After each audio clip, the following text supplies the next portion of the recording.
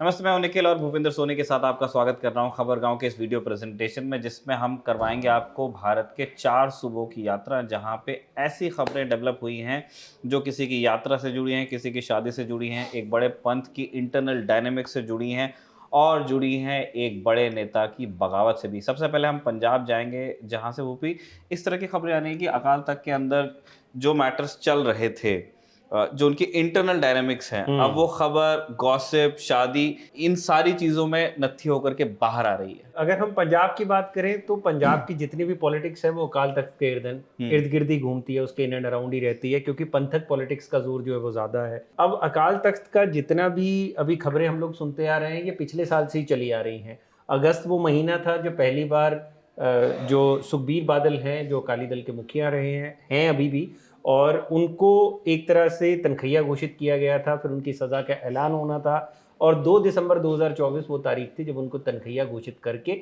उनको सज़ा सुनाई गई। और फिर वो आइकॉनिक विजुअल्स आए जिसमें वो जूते साफ कर रहे हैं, हुँ। बर्तन साफ कर रहे गोली हैं, भी चल गई। गोली चल गई, मतलब उनके पैर में चोट लगी हुई थी। सुखबीर बादल काफ़ी मायूस नज़र आ रहे थे, लेकिन वो विजुअल हम देखते हैं कि एक तरह से अराउंड 2 से 3 दशक तक पंजाब की पॉलिटिक्स में हावी रहने वाले अकाली दल, वैसे तो पॉलिटिक्स बहुत पुरानी है, अगर हम हुँ, बात करें भाजपा आरएसएस से भी पुराना दल है अकाली दल, हुँ, अगर हम बात करें मास्टर तारा सिंह का वक्त अगर हुँ। हम याद करें, लेकिन 2-3 दशक ऐसे रहे हैं, अगर हम बात करें तो बहुत ज़्यादा उसमें एक पॉलिटिकल टर्मोइल भी रहा हाँ जी। और अकाली दल और बीजेपी ने मिली-जुली सरकारें बनाई और पंजाब को चलाया। तो ऐसे जो दल हो जिसका अपना एक रसूख हो, लगभग 100 सालों से चला आ रहा हो, उसका जो मुखिया हो, वो अकाल तख्त के सामने हाथ जोड़े खड़ा है और उसको सज़ा सुनाई जा तो रही है। तख्ती लगी है। तो हाँ, तख्ती लगी हुई है, ठीक है ना? कि मैं दोषी हूँ, है हुँ, ना?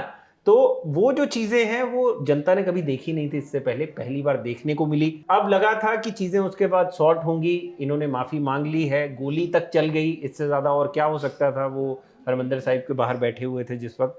लेकिन अभी जो चीज़ें सामने आ रही हैं वो तब से ही चली आ रही थी, लेकिन अब वो जो होता है ना लिड, वो खुल गया है। हुँ, अब एकदम से खबरों का जो पिटारा हुँ। पूरे हिंदुस्तान में फैल गया है, अकाल तख्त से जुड़ा हुआ। खबरें क्या है, 2 दिसंबर को जैसे ही इनको सज़ा होती है, उसके बाद बयानबाज़ी आनी शुरू हो जाती है, ठीक है ना? अब ये मामला जुड़ा किससे है? ज्ञानी हरप्रीत सिंह जी से, ठीक है? तो ज्ञानी हरप्रीत सिंह कौन है? दमदमा जो इनका तख्त है, दमदमा टकसाल जिसको बोलते हैं, उसके जत्थेदार हैं। तो जिन लोगों को नहीं पता उनको बता दें कि जो अकाल तख्त है, वो टोटल 5 तख्त हैं, हुँ, जिनको मिलके अकाल तख्त बनता है। तो जब वो सज़ा सुनाई गई थी सुखबीर बादल को, तब वो पाँचों सिख साहिबान जो अलग-अलग तख्त के हुँ। जत्थेदार हैं, वो वहाँ पहुँचते हैं और सुखबीर बादल को सज़ा का ऐलान होता है। तो ये सब चीज़ें सबने देखी। एक चीज़ जो इनको ऐड करनी थी वो यही थी कि 5 सिख साहिबान उसमें ऐड होते हैं। उसमें से दमदमा जो टकसाल है, उसके जो जत्थेदार हैं, वो है ज्ञानी हरप्रीत सिंह। अब ज्ञानी हरप्रीत सिंह का मामला बहुत लाइमलाइट में है। अभी हुआ क्या है कि ज्ञानी हरप्रीत सिंह को दमदमा जो तख्त है इनका दमदमा साहिब वाला, उसके जो जत्थेदार के पद से है एसजीपीसी द्वारा हटा दिया गया है। अब वो हटाने का मामला इतना ज़्यादा भयंकर तौर पे फैला हुआ है हुँ, पंजाब में कि हर कोई उसके बारे में बात कर रहा है। जितनी भी पार्टियां हैं वो हुँ, अकाली दल और एसजीपीसी को गलत बता रही हैं हुँ। कि ऐसा नहीं होना चाहिए था, और एक तरह से इस पूरे मामले ने धार्मिकता के साथ साथ एक राजनीतिक रूप धारण कर हुँ, लिया है और इसकी गूंज जो है वो अमेरिका तक फैल चुकी है। तो जो हुँ। वहां की जितनी भी सिख ऑर्गेनाइजेशंस है वो भी इस चीज का विरोध कर रही हैं और वो कह रही हैं कि इसमें एसजीपीसी हुँ। और सुखबीर बादल के जो अकाली दल है उसकी बहुत बड़ी गलती है, उनको ये फैसला वापस लेना अच्छा, चाहिए। मैं यही समझना चाह रहा था भूपी कि तख्त के जत्थेदार को हम्म। हटाना मतलब ये कोई छोटा डिसीजन तो नहीं बिल्कुल है। नहीं है। Specially in state like Punjab, जहाँ पे हम्म। तख्त की एक अपनी जगह है, एक हम्म। पायस इंस्टीट्यूट माना हम्म। जाता है वो। ये बात और है कि वो इलेक्टोरल पॉलिटिक्स उसमें घुस गई है, लेकिन लोगों बिल्कुल। की फीलिंग से जुड़ा मुद्दा है। बिल्कुल। तो ये इतनी बड़ी चीज़ हुई कैसे? इसका कि एक जत्थेदार को अपनी जगह से हटाया गया और अब उसका फॉल आउट हम देख रहे हैं कि यूएस से रिएक्शंस आ रहे हैं कि आप अगर इनका सम्मान नहीं कर सकते तो इनको भेजिए, हम टिकट में इनको बुलाते हैं वहाँ पे और हम इनको वहाँ पे बिठाएँगे, सम्मान देंगे हम वहाँ पे, सम्मान देंगे। हाँ, हम वहाँ बैठा लेंगे अगर आप यहाँ पे इज़्ज़त नहीं हुँ, देंगे, और पूरी दुनिया में ये बताएँगे कि देखिए एसजीपीसी ने कितना गलत किया। तो ये चीज़ें शुरू कहाँ से होती है? जो ज़्यादातर खबरें आ रही है, मीडिया रिपोर्ट्स आ रही हैं, उसमें बात हो रही है कि सुखबीर बादल को सज़ा सुनाई गई, उसके बाद ये निशाने पर आए, ऐसा नहीं है। 2018 वो साल था, हुँ, जब पहली बार इनको अकाल तख्त का एक तरह से थोड़े वक्त के लिए जत्थेदार बनाया गया, कि कोई पद नहीं था तो इनको कार्यवाहक जत्थेदार हुँ, बनाया गया था उस वक्त। तो वो एक ऐसा मौका था कि जो अकाली दल के लिए भी एक तरह से अचंभे वाला था। कारण ये था कि हरप्रीत सिंह शुरू से ही थोड़े से अगेंस्ट अकाली दल रहे हैं, क्योंकि पंथक पॉलिटिक्स में जब भी अकाली दल हल्का नजर आया है या अकाली दल की कोई गलती रही है तो हरप्रीत सिंह ने उसका खुले तौर पर विरोध किया है।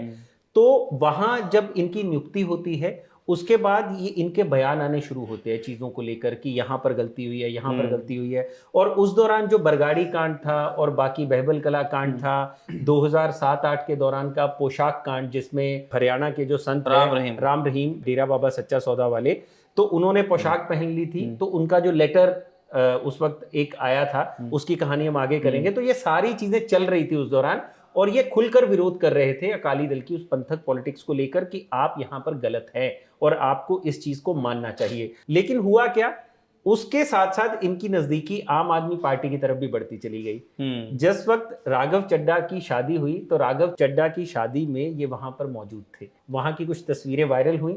तस्वीरें वायरल होने के बाद इन पर वो चीजों का इल्जाम लगना शुरू हुआ कि आप पार्टीबाजी कर रहे हैं, आप इसमें जा रहे हैं, आप वहां जा रहे हैं, जिसके बाद इतना मामला बिगड़ा कि इनको उस जो कार्यवाहक जत्थेदार का पद मिला हुआ था उससे इस्तीफा देना पड़ा, जिसके बाद जो ज्ञानी रघबीर सिंह है उनको अकाल तख्त का जत्थेदार बनाया गया, यानी कि जो सुप्रीम अथॉरिटी पे ये बैठे थे उनको वहां से हटाया गया। तो वो सारा राजनीति का मामला चल रहा था, वहां से फिर इनके खिलाफ बयान। अच्छा, और ये ऑब्जेक्शन मतलब ये रिलीजन के अंदर से आया था, समाज के अंदर से आया था या अकालीस की तरफ से आया था? देखिए, एसजीपीसी को चलाता अकाली दल है, ठीक है ना, और अकाली दल ऑलरेडी बहुत ज्यादा डाउनफॉल में चल रहा है और ऐसे में अगर एसजीपीसी के ओहदेदार और किसी पार्टियों के करीब जाएंगे तो अकाली दल की अपनी पंथक पॉलिटिक्स के लिए अच्छा नहीं है, तो वो नर्वस करने वाला सीन हो जाता है।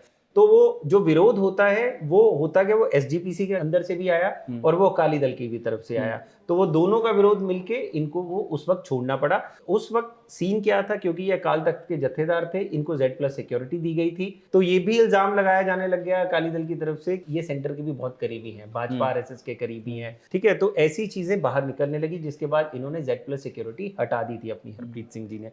तो ये चीजें चल ही रही थी, लेकिन 2 दिसंबर को जैसे ही सजा हुई, सजा का ऐलान हुआ, तो 12 दिसंबर को ही अकाली दल के नेताओं के बयान आने शुरू हो जाते हैं कि हरप्रीत सिंह जो है वो RSS और बीजेपी के साथ मिले हुए हैं और वो मिलकर अकाली दल के नेताओं के खिलाफ साजिश कर रहे हैं। और ये जो नतीजा है ये वहीं का नतीजा है जो तनखैया घोषित किया गया है और ये मांग रहे हैं इस्तीफा सुखबीर बादल का, जो अकाली दल के मुखिया के तौर पर, ठीक है। तो ये चीजें चल रही थी वहां पे। 2 दिसंबर को सजा होती है, 12 दिसंबर को इन पे इल्जामबाजी लगनी शुरू होती है और 16 दिसंबर वो मामला है जिसके चक्कर में अभी एसजीपीसी ने इनको हटाया है, इनके दमदमा साहिब वाला जो तख्त है उसके जत्थेदार के पद से। वो मामला क्या है, इनकी शादी हो रखी है, इनकी जो साली है उसका पति, ठीक है ना, साड़ू भाई, हाँ साड़ू भाई जिसको बोल देते हैं हम, उनका नाम है गुरप्रीत सिंह। तो 16 दिसंबर को गुरप्रीत सिंह ये इल्जाम लगाते हैं कि जत्थेदार हरप्रीत सिंह जो कि बहुत ज्यादा इन्फ्लुएंशियल हैं, उन्होंने अपने इन्फ्लुएंस को का इस्तेमाल हमारी शादी को बिगाड़ने में किया, जिस वजह से हमारा तलाक हो गया और हमारी जो नौबत है तलाक तक पहुंच गई।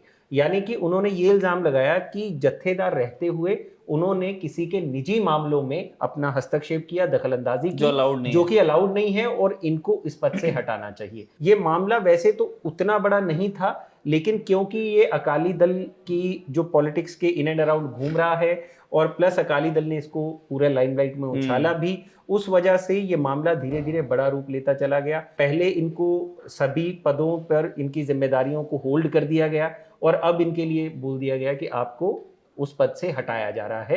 ये सारी कहानी शुरू कहाँ से होती है, 2 दिसंबर को जैसे ही सजा हो रही थी उस वक्त 5-6 सजाएं दी गई थी, जिसमें से एक सजा ये भी थी कि सुखबीर बादल को जो अकाली दल है उसके संयोजक पद से इस्तीफा देना पड़ेगा। लेकिन उस वक्त जो पंजाब के एक जर्नलिस्ट है रितेश लखी, मैं उनको भी सुन रहा था, तो उनका ये कहना था कि उस वक्त बड़ी चालाकी से 20 दिन का एक वक्त ले लिया गया कि 20 दिन का हमें वक्त चाहिए इन सारी सजाओं को अमल में लाने में।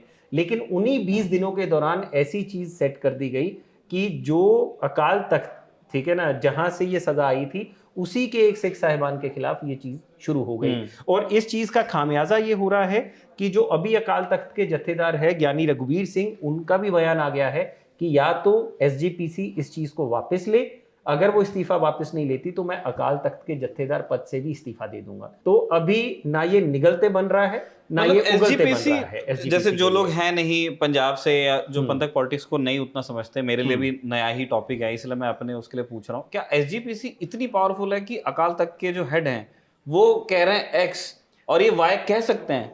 देखिए, एसजीपीसी एक ऐसी संस्था है जो जितने भी पंजाब के गुरुद्वारे हैं उनका प्रबंधन देखती है, ठीक है ना। तो गुरुद्वारों का जो चढ़त है, पैसा है, वो भी मेन वही है, एसजीपीसी हाँ। के ही अकाउंट में जाता है। तो वहीं से सारे खर्चे भी होते हैं, जो ग्रंथियों की तनख्वाह होती है वहीं से जाती है, क्योंकि गुरुद्वारे उनके कंट्रोल में है। तो गुरुद्वारों से जो एक तरह से कहा जाता है ना कि एक आदेश आता है गुरुद्वारे की तरफ से, एसजीपीसी एक आदेश देगी, वो पूरे पंजाब के गुरुद्वारों में एक वक्त में ही सुना दिया जाता है, ठीक है ना, कि ये आदेश है और ये पंथ की तरफ से आदेश है। तो वो इतनी स्ट्रॉन्ग संस्था है कि उस संस्था को मैच कर पाना टफ है किसी भी जो है पॉलिटिकल पार्टी के लिए, ठीक है। तो ऐसे में उस संस्था पे जिसका रसूख रहेगा, जिस दल का रसूख, वही दल एक तरह से पंजाब की पॉलिटिक्स में भी हावी रहा है। ये ट्रेंड देखते रहे हैं। बाकी आम आदमी पार्टी इकलौता ऐसा फैक्टर रही है जिसने इस पूरे ट्रेंड को ध्वस्त किया था 2022 में, ठीक है। नहीं तो अदरवाइज अकाली दल क्या जो पूरा पॉलिटिक्स है वो एसजीपीसी और पंथक पॉलिटिक्स के इन एंड अराउंड घूमती है।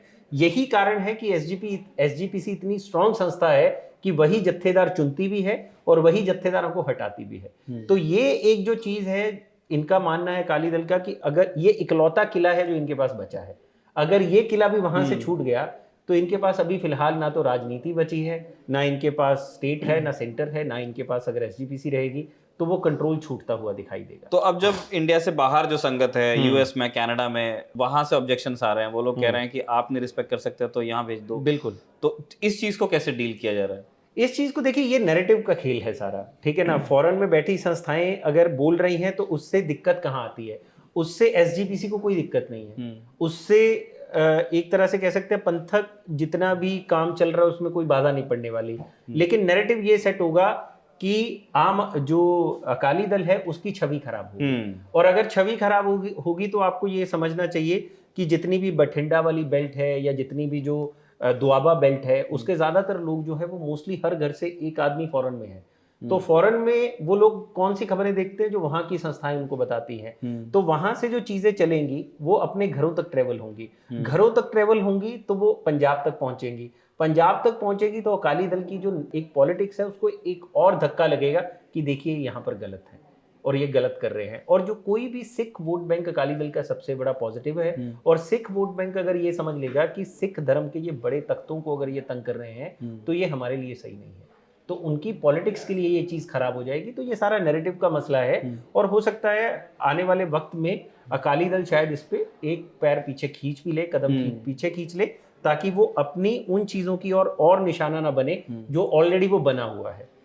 तो ये सारा मसला है जो पंजाब में अभी फिलहाल चल रहा है। लेकिन आज अगर हम बात करें, इतना कुछ वहां चल भी रहा है, और दूसरी तरफ सुखबीर बादल की बेटी की शादी है। तो उनकी शादी है, एक फॉरेन के बिजनेसमैन है जिनके साथ उनकी शादी है, और आज मैं तस्वीरें देख रहा था, हरप्रीत कौर उनका नाम है। तो अगर मैं गलत हूं तो आप कमेंट सेक्शन में हमें सही कर दीजिएगा। तो उनका अगर शादी की तस्वीरें देख रहा हूं तो भाजपा के जितने भी मोस्टली बड़े लीडर्स हैं, वो नितिन गडकरी से लेकर बाकी लीडर्स तक वहां उन तस्वीरों में दिखाई दे रहे हैं। तो खैर, एक नेताओं का एक वो अपना आपसी एक रहता है संबंध, चाहे पार्टी कोई भी हो। लेकिन मेरे को एज अ पंजाबी वो चीजें देखकर लगता है कि अभी भी वो एक झुकाव है कि अगर कल को अगर कोई और अलाई नहीं मिलता है भाजपा को, तो Akali Dal is the natural ally for them. हाँ, वो ठीक है, क्योंकि वो दोनों, देखिए, वो दोनों जगह रिलीजन की ही पॉलिटिक्स है। एक जगह सिख धर्म की पॉलिटिक्स आगे की गई, एक जगह हिंदू धर्म की पॉलिटिक्स आगे की है ना। कौन कितना बड़ा सिख या कौन कितना बड़ा हिंदू है, ये यहाँ सवाल नहीं है कि कौन उन मैटर्स को उठा के उसका राजनीतिक लाभ ले सकता है या उस तरह से नैरेटिव गढ़ सकता है, उसकी बात हो रही है। तो वो नेचुरल अलाई वाली आपकी बात ठीक है। पंजाब से हमें आना है दिल्ली, लेकिन बीच में एक स्टेट पड़ता है हरियाणा, तो हरियाणा भी होके आते हैं। हरियाणा में 70 पार एज हो चुकी है अनिल विज की, 7 बार के वो एमएलए हैं, और जब खुश होते हैं तभी भी खबर बनाते हैं, जब खुश नहीं होते हैं तभी भी खबर बनाते हैं। आज उनकी खबर आई है, एक बड़ा दिलचस्प बयान उन्होंने दिया है।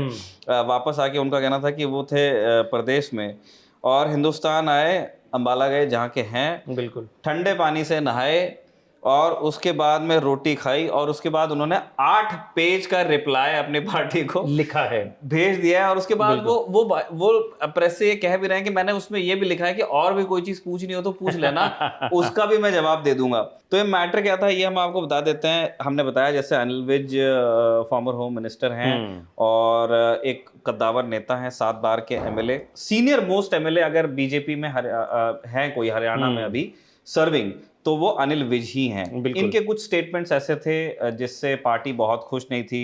जैसे एक वो उड़न खटोले वाला बयान है जिसमें उन्होंने कहा था कि सीएम साहब जो नायब सैनी हैं वो उड़न खटोले से उतरेंगे तब उन्हें लोगों की तकलीफ दिखेगी।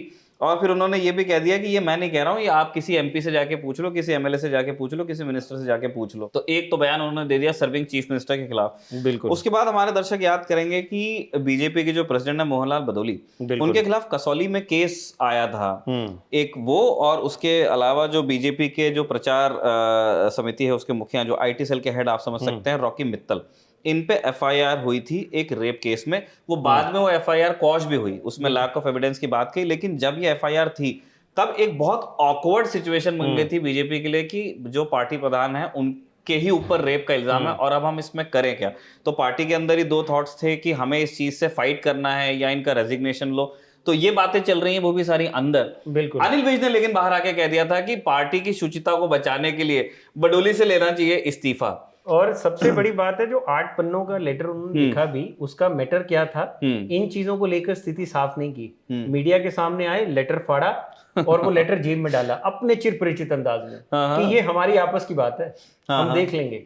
लेकिन मीडिया को ये पता होना चाहिए कि ये लेटर गया है, ठीक है ना। तो अनिल विज का अपना एक पर्सोना रहा है पॉलिटिक्स में। अनिल विज एक पंजाबी में शब्द है धाकड़ नेता, वो रहे हैं। और उनमें ना, क्योंकि ये बेल्ट है पंजाब और हरियाणा की एकदम एडजॉइनिंग बेल्ट है और वहां पर ज्यादातर पंजाबी कम्युनिटी भी बहुत ज्यादा है। अगर उनके वोट बैंक में देखें तो वो ना हमेशा उस मतलब तैश में रहने वाले कि मैं बिल्कुल गलत ना करता हूं ना मैं गलत सुनता हूं। और एक दुख पुराना ही चला आ रहा है कि यार सीएम का दावेदार तो मैं ही था। तो वो जो दुख है वो नहीं जा पा रहा है और वो कहीं पचा भी नहीं पा रहे हैं।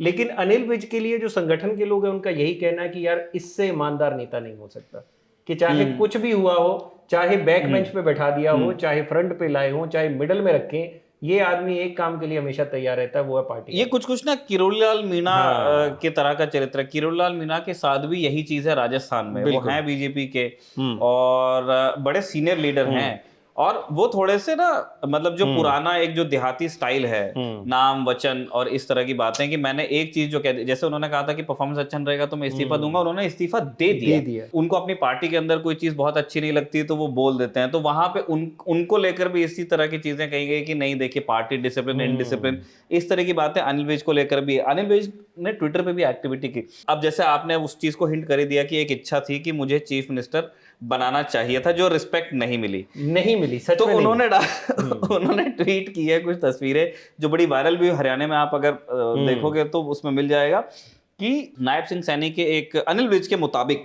कि सीएम नायब सिंह सैनी के एक करीबी हैं आशीष कयाल, उनके साथ एक ऐसे शख्स की तस्वीरें उन्होंने ट्वीट की हैं जो उनका कहना है कि ये तो बीजेपी कॉम्पिटिटर हैं। तो वो पूछ रहे हैं, फिर वो इस तरह की बातें हैं कि ये रिश्ता क्या कहलाता है टाइप्स।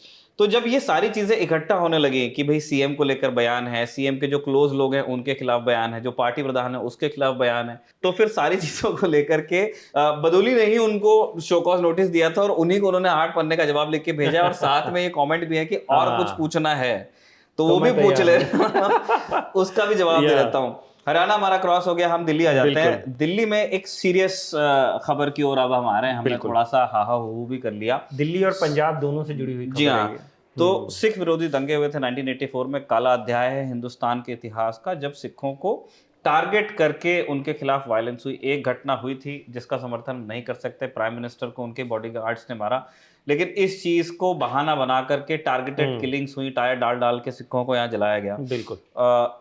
तो उसमें अब वो केसेस आज भी बंद नहीं हुए हैं और उसमें एक और मामले में उनको दोषी करार दे दिया गया है। 18 फरवरी को जो क्वांटम ऑफ पनिशमेंट है कि कितनी उनको सजा दी जाएगी उस पर भी आएगा। ये जो मामला है 18 फरवरी तारीख तय की गई हाँ है, जी, उसमें सजा आएगी। तो एक्सप्रेस पे निर्भय ठाकुर ने एक बढ़िया रिपोर्ट की है, 5W1H, उसमें सब मिल जाएगा आपको।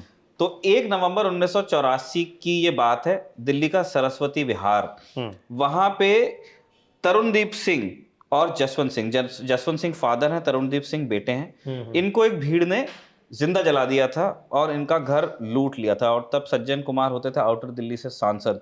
सज्जन कुमार पे ये इल्जाम है कि उस भीड़ को इन्होंने लीड किया था। तो ये केस चल रहा था लगातार। 1985 में जब राजीव गांधी की सरकार थी तो उन्होंने फिर रघुनाथ मिश्रा कमीशन बनाया था और इस कमीशन के सामने 9 सितंबर 1985 को एक एफिडेविट की शक्ल में ये बात गई थी कि सज्जन कुमार के कहने पे इन 2 लोगों की किलिंग्स हुई हैं। तो ये मैटर आ गया, लेकिन 7 साल तक के बयान नहीं हो पाए। मतलब इतना इसमें मैं प्रेशर वही था। ऐड करने वाला था कि 1 नवंबर की जो आप घटना बता रहे हैं उसी में एक अनवर कौर नाम की महिला थी, उसके भी पति की हत्या हुई थी, उसमें भी सज्जन कुमार का ही नाम आया था। तो जो आप अभी 7 साल वाली बात कह रहे हैं, तो आप ये देखिए कि लगभग 6 साल 7 साल तक लोग मर गए, दंगे खत्म हो गए, और 91 वो साल था जब राजीव गांधी भी इस दुनिया से चले गए। आप ये मानिए कि 1990 में जाकर उस महिला की एफआईआर दर्ज की गई जिसमें सज्जन कुमार का नाम आया। एक बनर्जी कमेटी बनी थी, बनर्जी कमेटी की सिफारिशों के बाद ही उस एफआईआर को दर्ज किया गया। तो 6 साल लग गए कांग्रेस के वक्त में ये एफआईआर दर्ज करने में और सज्जन कुमार को उस एफआईआर में क्लब करने में।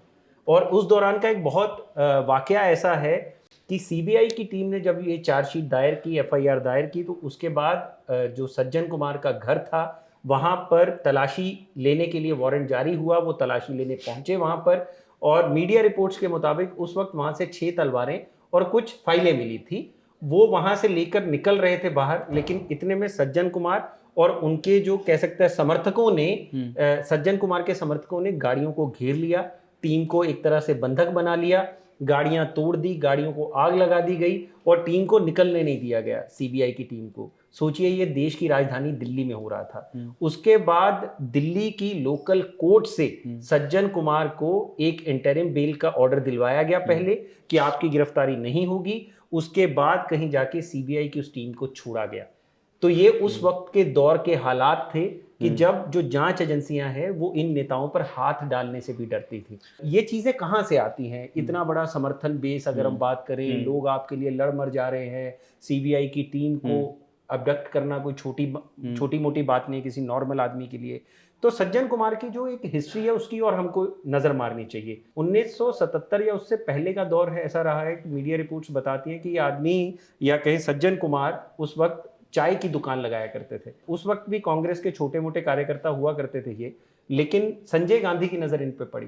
कद काठी चौड़ी थी, एकदम गबरू जवान लड़का। संजय गांधी उस वक्त ऐसे युवाओं को ढूंढ रहे थे अपने काम के लिए, अपने पार्टी के साथ जुड़ने के लिए, जिनको वो जो ऑर्डर दे वो सिर्फ सुने, सोचे नहीं और वो कर दे। तो Sajjan Kumar was one of that man for Sanjay Gandhi according to media reports. तो 1977 का वो दौर था जब पहली बार ये पार्षद बनते हैं।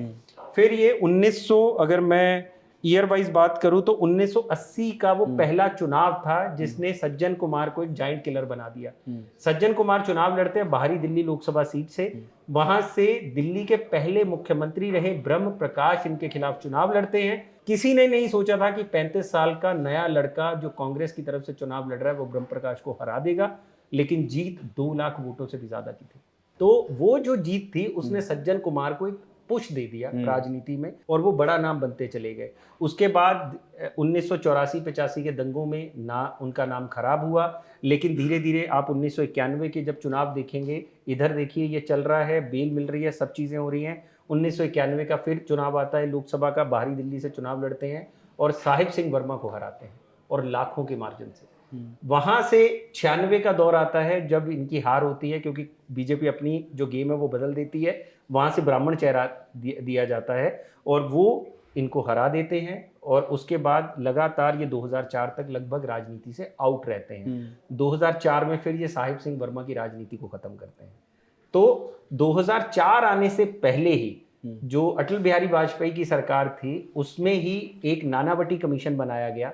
जस्टिस जीटी नानावटी रहे हैं, तो उनकी अध्यक्षता में एक नानावटी कमीशन बनाया गया जिसमें इन सभी दंगों की जो आरोपी थे उनके ऊपर जांच दोबारा बैठाई गई, खोली गई और उसी की सिफारिशों के बाद इन लोगों पर, सज्जन कुमार और जगदीश टाइटलर दोनों पर केसेस दोबारा दर्ज हुए और इनके खिलाफ केसेस शुरू हुए। और सोचिए कांग्रेस ने तब भी, जब ये सब इन पे आरोप लग चुके थे, इन पे जांच बैठ चुकी थी, तब भी 2004 में इनको टिकट दिया गया और ये जीते भी। खैर किसी भी पार्टी के लिए एक वो हो जाता है कि जो जीतने वाला कैंडिडेट है, जब तक आप, हमारा कानून कहता है जब तक आप दोषी साबित नहीं हो जाते तब तक आप निर्दोष है, तो वो वाला मसला है। लेकिन 2008 आते आते एक मुहिम शुरू होती है ऑल ओवर दुनिया में, वो होती है जूता कांड, कि जहां जिस आदमी को जो नेता पसंद नहीं है उस पर जूता चल रहा है। बुश पे चलने के बाद तो बुश वाला सबको पता है, इराक का एक जर्नलिस्ट था, इराक में बुश थे और उसने चला दिया जूता। तो ऐसा ही एक कांड 2008 में दिल्ली में भी हुआ। कांड क्या था, उस वक्त गृह मंत्री हुआ करते थे चिदम्बरम साहब, ठीक है। तो चिदम्बरम एक मीटिंग ले रहे थे, वो अपना कांग्रेस की तरफ से सिख दंगों को लेकर स्टैंड क्लियर कर रहे थे, लेकिन एक पत्रकार थे जर्नैल सिंह उठते हैं, वो अपना जूता निकालते हैं और चिदम्बरम साहब की तरफ उछाल देते हैं। तो वहां से ये मुद्दा एक अलग टर्न ले लेता है, जिसके बाद कांग्रेस के पास मुंह छुपाने का भी जगह नहीं बचती। तो कांग्रेस आगे आती है और जगदीश टाइटलर और सज्जन कुमार दोनों का साल 2009 में टिकट काट दिया जाता है। तो वो तब होता है जब ये जूता चलता है इधर से, यानी कि रोष के बाद एकदम से जब एक बड़ा रोष पैदा होता है तब ये होता है। उसके बाद जांच आगे बढ़ती है, सब चीजें होती हैं। जगदीश टाइटलर अभी भी बाहर हैं, उन पे आरोप सिद्ध नहीं हुए हैं, केसेस चल रहे हैं। सज्जन कुमार को 2018 में एक मामले में, अनवर कौर वाले मामले में सजा हुई थी, उम्र कैद की, ऑलरेडी जेल में, और इस मामले में अभी इनको सजा हुई है। लेकिन एक शख्स को नहीं भूलना चाहिए निखिल, वो है एचएस फूलकर।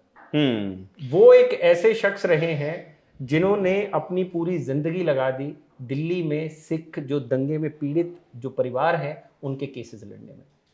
कई 100 केसेस उन्होंने लड़े, जूते घिसा दिए कोर्ट्स में जा जाके, हर किसी के लिए इवन फ्री में केस लड़े हैं, ठीक है ना। प्रो बोनोस लगाई हैं एप्लीकेशंस उन्होंने अपनी तरफ से, और जहां से उनको जो मदद मिलती हुई उन्होंने अपनी तरफ से चीजें करके उनके लिए केस लड़ा, पीड़ितों के लिए एक आवाज बने, जिसका नतीजा सज्जन कुमार को हुई सजा थी। और यही फूलका है जिन्होंने 2018 में सज्जन कुमार को सजा होने के बाद कहा था कि मेरा अब अगला टारगेट जगदीश टाइटलर होंगे। तो फूलका ने अपनी जिंदगी के लगभग 40 बरस दिए हैं, और उसके पीछे भी दुख वही है कि जब ये दंगे चल रहे थे तो उनकी पत्नी गर्भवती थी, और वो भी एक पीड़ित रहे हैं। पीड़ित कहने से ज्यादा मैं ये कह सकता हूँ कि वो बाल बाल बचे हैं उन दंगों में। उनकी पत्नी गर्भवती थी, उनकी बेटी होने वाली थी उस वक्त, और दंगे के दौरान एक उनके हिंदू दोस्त के बेटे ने उनको अपने घर में पनाह दी, और वहां से वो फिर फ्लाइट पकड़कर पंजाब पहुंचते हैं, जहां पर उनकी बेटी का अप्रैल महीने में जन्म होता है। तो वो चीजें हर आदमी ने झेली उस वक्त, चाहे वो खुशवंत सिंह रहे हों जिन्होंने भागकर जान बचाई, चाहे वो एचएस फूलका रहे हों, और उस वक्त सरदार कम्युनिटी या सिख कम्युनिटी के जितने भी लोग थे उन्होंने बहुत झेला है। और मुझे लगता है कि अगर सरकारी आंकड़ों की बात करें तो लगभग 2733 नंबर है वो, कि इतने लोग इन दंगों में मारे गए हैं, जबकि जो मीडिया रिपोर्ट्स है उनका कहना है कि यह नंबर उससे कई गुना ज्यादा है। अब हम आगे चल रहे हैं, जो हमारा लास्ट स्टॉप है तमिलनाडु। थोड़ी कम बात होती है हिंदी मीडिया में, तो हम उस चूक को सुधार रहे हैं हमारे एंड पे। 2026 में इलेक्शंस होंगे, अभी अगले साल में चुनाव होने वाले हैं, और उससे पहले अब वहाँ पे एक विजिट हुई है प्रशांत किशोर की। प्रशांत किशोर उन चीज़ों से डील कर रहे हैं जो बिहार में उनके स्टेटमेंट्स आए हैं, उसके बाद बिहार में जिस तरह का रिस्पांस उनकी यात्रा को मिल रहा है। लेकिन उन्होंने चेन्नई की यात्रा की है, और तमिसागा वेट्री कसगम टीवीके के अध्यक्ष तलपति विजय से वो मिले हैं उनके घर पे जाके। 10 तारीख की बात है। और उसके बाद से एक गॉसिप चल रही है तमिलनाडु में कि क्या अब वो टीवीके को आने वाले चुनावों में एडवाइस करेंगे। प्रशांत किशोर पहले कह चुके हैं कि वो दोबारा उस अपने पुराने रोल में नहीं जाएंगे। अब वो कह रहे हैं कि अब मैं बिहार में काम करूंगा, इलेक्शन लड़ूंगा, यात्रा निकाल रहे हैं। लेकिन एक विजिट तो हुई है जिसके बाद में बात चल रही है, और इसलिए भी क्योंकि जो टीवीके के एडवाइजर हैं अभी जॉन आरोग्य स्वामी, बिल्कुल उनको लेकर के एक अब वो ना क्लिप चली है, तो वो हमको पता नहीं है कि वो ऑडियो एक्चुअली जॉन आरोग्य स्वामी का है या नहीं, लेकिन जो गॉसिप है वो यही है कि वो उनका ऑडियो है। और उसमें इस तरह की बातें हैं कि विजय काम नहीं कर पा रहे हैं, वर्क फ्रॉम होम मोड में हैं। एक ये बात चल गई कि क्या विजय और जॉन आरोग्य स्वामी के बीच में सब कुछ ठीक नहीं चल रहा है? बिल्कुल। अगर इसमें कोई भी आधार है तो टीवीके अपना गेम अप करना चाहती है, क्योंकि अगले साल चुनाव है। डीएमके एक बहुत मजबूत पार्टी है वहां पे, बिल्कुल। वेरी रिसोर्सफुल, बहुत ही उनका क्या ना, एक मेहनती एक कार्डर उनके उनका पास में है, एक बेस है, नैरेटिव है। कार्डर बेस है उनके पास, सबसे बड़ी बात है। और लेकिन जो टीवी के है, इसमें मैं एक चीज ऐड करना चाह रहा हूँ निखिल, कि एआईएडीएमके और टीवी के, ये दोनों ऐसी पार्टियां जो डीएमके के खिलाफ चुनाव लड़ना चाह रही हैं। डीएमके की विचारधारा से ये ज्यादा राब्ता नहीं रखती हैं। इनका ये मानना है कि हम लोग इनके एक तरह से इनको हराने के लिए चुनाव लड़ेंगे। तो आने वाले वक्त में आपको हो सकता है टीवी की और एआईएडीएम के साथ लड़ते हुए दिख जाए, इसमें कोई दो राय नहीं है। और बीजेपी का तमिलनाडु में नेचुरल अलायंस अगर हम देखें तो एआईएडीएम के हो सकता है, रहा भी है। और ऐसे में प्रशांत किशोर का पिक्चर में आना एक बड़ी चीज की ओर इशारा कर देता है। और काफी इनसाइड इन्फॉर्मेशन होगी, क्योंकि प्रशांत किशोर डीएमके को एडवाइस कर चुके हैं। बिल्कुल। तो अगर वो उस नॉलेज के साथ मतलब खैर ये बहुत आगे की बात है। जो टीवीके के मीडिया एडवाइजर है, उनका ये कहना है, बयान आया है कि ये जो विजिट थी ये ऐसे दो नेताओं के बीच थी कि तलपति विजय ने अपनी पार्टी शुरू की है और उन्होंने अपनी नई पार्टी शुरू की है। तो दोनों ऐसे नेता है जिन्होंने नई पार्टी शुरू की है। और विजय पीके से सिर्फ ये जानना चाह रहे थे कि नई पार्टी जब शुरू होती तो किस तरह से काम किया जा सकता है। तो खैर ये आप इसको किसी भी तरह से देख सकते हैं इस बयान को, लेकिन मेरा ये मानना है कि पीके अपनी बिहार की जगह फ्लाइट छोड़कर पकड़कर बिहार से फ्लाइट अगर तमिलनाडु पहुंचते हैं, चेन्नई में मुलाकात करते हैं, तो वो सिर्फ इसलिए नहीं जाएंगे कि विजय ने उनको क्योंकि बुलाया तमिलनाडु है। में अगले साल इलेक्शंस हैं, बिहार में इस साल है। तो यहाँ मतलब, मैं ऐड कर देना चाह रहा हूँ कि एआईएडीएमके के साथ ऑलरेडी ये गॉसिप शुरू हो चुकी है पब्लिक कॉरिडोर्स में, राजनीतिक के कॉरिडोर में, कि आईपैक का करार एआईएडीएमके के साथ होने वाला है चुनावों के दौरान। यानी कि जो प्रशांत किशोर की कंपनी है, फॉर्मर कह सकते हैं, लेकिन अभी भी प्रशांत किशोर उसमें से रखते हैं और रखते भी होंगे। तो मतलब बीच में अलग अलग, जैसे मैं तो वो बता रहा था कि बाय द बुक अगर हम जाए, तो उन्होंने कहा कि अब मैं नहीं, वो कह चुके हैं इससे पहले कि अब मैं आईपैक के कामों में दखल नहीं देता हूं। हाँ, लेकिन आईपैक का करार हो सकता है, ऐसा इंडियन एक्सप्रेस की रिपोर्ट में दावा किया गया है। और अगर ऐसा हो रहा है और उधर पीके टीवीके के चीफ से मिल रहे हैं, तो ये एक तरह से ना एक पूरा कॉकस सा लग रहा है, पूरा फिट होता हुआ, कि ये हो सकता है दोनों पार्टियां साथ आए। लेकिन इस चीज में जो सबसे बड़ी चीज मैं अपनी तरफ से एज अ जर्नलिस्ट सोच पा रहा हूँ वो ये है कि बीजेपी के लिए ये समीकरण कैसा होगा। क्योंकि पीके ऐसे शख्स रहे हैं जो भर भर के गाली भी देते रहे हैं, फिर वो अभी नेता मोड में आए हैं, साथ उन्होंने साथ काम भी किया 2014 में नरेंद्र मोदी के साथ, और बीच में उन्होंने उन चीजों का विरोध भी किया, फिर वो फिर साथ आते हैं, फिर छिटक जाते हैं, लेकिन अभी नेता रूप में है। तो अब तो वो फुल एकदम स्टैंड पे है कि नहीं, ये सब पार्टियां गलत है, मैं ही ठीक हूँ। तो यानी कि उनका फिलहाल एक फॉर्मर अरविंद केजरीवाल मूड चला हुआ है कि जिसमें उनको एक पोर्ट्रे करनी है छवि ऐसी कि वहां के जो बिहार की पॉलिटिक्स है या वहां के जो वोटर्स है उनको लगे कि नहीं, यही जो पार्टी है जनस्वराज पार्टी हमारे लिए सबसे बेस्ट है। तो ऐसे में अगर प्रशांत किशोर आईपैक के लिए बैटिंग वहां कर रहे होंगे तो उसका क्या मतलब हो सकता है, उसका बिहार चुनाव पे भी असर देखने को मिल सकता है। तो बड़ी चीजें हैं जो हो सकता है आने वाले टाइम में, मतलब विद और विदाउट आईपैक, मतलब ये तो खैर अब आने वाला समय बताएगा कि पीके और आईपैक साथ में काम करेंगे या नहीं, या वो बैटिंग करेंगे या नहीं। पर ये दो अलग अलग चीजों की तरह मैं तो पर्सनल देख रहा हूँ। लेकिन विद और विदाउट आईपैक पीके का अपना मतलब एक इंटेलेक्ट है, एक अपनी समझ है जो वो किसी पार्टी के साथ में शेयर कर सकते हैं। वो अरविंद केजरीवाल वाली बात से ना मैं थोड़ी सी वहां अग्री करता हूँ कि अगर आप प्रशांत किशोर को भी नोटिस करें बिहार में, तो बिहार में सरकार चला रहे हैं जदयू और भारतीय जनता पार्टी, दोनों पार्टी। बिल्कुल। और पीके ऑन एंड ऑफ बोलते भी रहते हैं ऐसे विषयों के बारे में जिनका संबंध बीजेपी से होता है, लेकिन उनका प्राइम अटैक कहाँ होता है? बीजेपी नहीं, उनका प्राइम अटैक होता है नीतीश कुमार, बड़ा भाई नीतीश कुमार। उनका कहना यह होता है कि जैसे अभी पिछले दिनों उन्होंने कहा कि नीतीश कुमार फिजिकली फिट नहीं है टू बी अ सीएम। मतलब मैं उनका एक भाषण सुन रहा था, उसमें उन्होंने ये बोला कि उनको ये याद नहीं होगा उनके नेता के पास, मिनिस्टर के पास कौन सा ओहदा है, कौन सी मिनिस्ट्री है। वो कह रहे हैं कि वो मांग रहे थे मेडिकल रिपोर्ट। अब एक सर्विंग चीफ मिनिस्टर के मतलब मेडिकल रिकॉर्ड्स तो कभी पब्लिक होंगे नहीं, तो उन्होंने कहा कि अच्छा ठीक है, वो नहीं पब्लिक होते तो आप एक काम करो, इनको बुलाओ, इनके सामने इनका कैबिनेट रखो और मेरे सामने बस नाम बता दें और पोर्टफोलियो बता दें सबका। तो ये इस तरह के वो गिमिक्स वहां कर रहे हैं। लेकिन क्या चेन्नई में भी कुछ होगा, वो हमको टाइम के साथ में समझ में आएगा। लेकिन अरविंद केजरीवाल की अगर आपने बात की है तो थोड़ा सा मेरे को लगता है कि अभी भी मुद्दा पंजाब की पॉलिटिक्स और आम आदमी पार्टी के डिक्लाइन का खत्म नहीं हुआ है। तो छोटी सी एक जानकारी दर्शकों के लिए यहाँ एक और हम लोग जोड़ देना चाह रहे हैं कि लगभग दिल्ली में 20 ऐसी सीटें हैं जो पंजाबी डोमिनेटेड रही हैं। पंजाबी कम्युनिटी का एक बड़ा से है उनमें, और उन 20 में से 17 सीटों पर इस बार आम आदमी पार्टी की हार हुई है। सिर्फ 3 सीटें हैं, अगर मेरे को अच्छे से याद है, त्रिलोकपुरी, एक सीट है पटेल नगर, और एक सीट है शायद करोल बाग, अगर मैं गलत नहीं हूं। तो ये 3 सीटें हैं ऐसी जिनमें आम आदमी पार्टी की जीत हुई है। बाकी 17 सीटों पर जो पंजाबी डोमिनेटेड सीट्स हैं उसमें भाजपा इस बार अपनी बल्ले बल्ले करवा चुकी है। और मार्जिन ऐसा है विक्ट्री का कि 17 में से 11 सीटें ऐसी है जिनमें मार्जिन 30,000 से लेकर 10,000 तक है, यानी 10,000 से ऊपर ही जीत हुई है, जो कि दिल्ली में बड़ा मार्जिन गिना जाता है। और अगर हम बहुत छोटी जीत को देखें तो जंगपुरा एक ऐसी सीट है जहां पर 600 साढ़े 600 वोट से बीजेपी का कैंडिडेट जीता है, और बहुत क्लोज कॉन्टेस्ट रहा, नहीं तो अदरवाइज हजारों में रहा है। और ये चीज आम आदमी पार्टी को पंजाब में भी परेशान कर सकती है। और अगर मैं मुद्दों की बात करूं वहां पे क्या रहा होगा, तो मेरा ये मानना है कि पंजाबी कम्युनिटी दिल्ली में भी समृद्ध कम्युनिटी मानी जाती है।